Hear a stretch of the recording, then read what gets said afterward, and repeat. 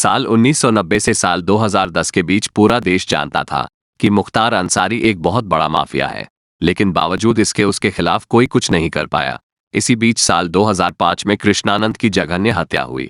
पूरे देश में इसके चर्चे भी हुए, लेकिन इस माफिया डॉन के सामने पुलिस भी लाचार दिखाई दी। ये उस वक्त की बात है जब गाजीपुर में एक नया लड़का अपनी जगह बना रहा था। नाम था कृष्णानंद राय। चूंकि मुख्तार के भाई अफजल गाजीपुर की मोहम्मदाबाद सीट से चुनाव जीत रहे थे और मुख्तार का मुस्लिम बहुल मऊ सीट पर प्रभाव था, ऐसे में कृष्णानंद ने उनके भाई अफजाल को घेरना शुरू किया, जो लगातार चुनाव जीत रहे थे, लेकिन वहां मुस्लिम आबादी 10% ही थी। कृष्णानंद राय ने यहीं से मुख्तार के परिवार को चुनौती दे दी। 2002 के विधानसभा चुनाव में उन्होंने अफजाल अंसारी को हरा दिया और बीजेपी की ओर से विधायक चुने गए। उसी साल यानी 2002 में ही मुख्तार मऊ से विधायक चुना गया। इस बीच मऊ दंगों में मुख्तार पर शिकंजा कसा, उसे गाजीपुर जेल भेजा गया। वहां जेल में बैठे बैठे उसने कृष्णानंद राय की हत्या की प्लानिंग बनाना शुरू किया। इसमें उसका साथ मुन्ना बजरंगी और उसके साथियों ने दिया।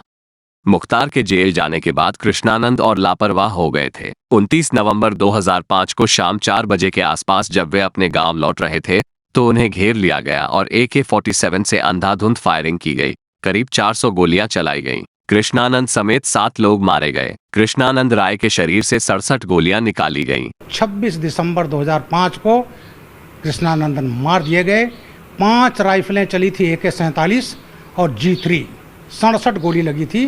उनके 6-7 साथी सब गोलियों से छलनी कर दिए गए। ये सामान्य हत्या नहीं थी।